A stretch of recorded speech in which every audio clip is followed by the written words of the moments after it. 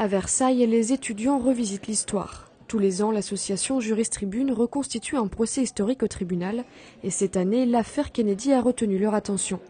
Ici, pas question de rejouer le procès à l'identique, c'est une nouvelle enquête qui commence. Je m'appelle Clay Lavergne-Chaud, je suis né le 17 mars 1900. Ça permet de savoir si c'est vraiment le métier qu'on veut ou non et je pense que ça permet aussi à des étudiants de pouvoir venir voir avant de se retrouver dans les hautes études, dans les masters, etc. Ça permet de voir simplement un procès.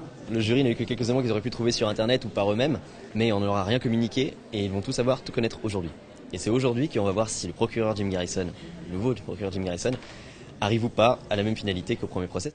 À l'époque, l'homme d'affaires Clay Shaw était accusé de conspiration d'assassinat, mais avait été innocenté à l'issue du procès. Aujourd'hui, Romain incarne le procureur Jim Garrison. Il va essayer de faire basculer le jugement. Je pense que la décision finale va être différente, non pas forcément en fonction de mon raisonnement, mais en fonction du raisonnement du public et du jury. Je vais reprendre la théorie de Jim Garrison, qui est celle du complot, de démontrer que c'est pas Lee Harvey Oswald qui a tué Kennedy, que c'est une équipe de criminels qui a fait ça, sous la tutelle de Clay Shaw et d'aller dans cette dynamique-là. Donc c'est discréditer le rapport Warren et accuser Clay Shaw. Pour convaincre les jurés, Romain a peaufiné les moindres détails de sa plaidoirie. Pendant une après-midi, les étudiants se prennent au jeu pour cet exercice grandeur nature.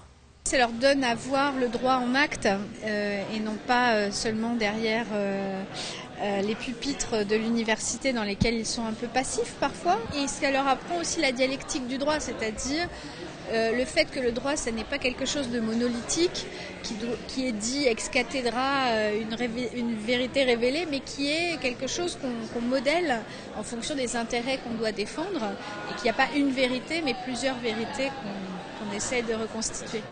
Sa vérité, Romain a réussi à l'imposer 48 ans plus tard. Dans ce nouveau procès, l'accusé jugé coupable de complot a écopé d'une peine de prison à perpétuité.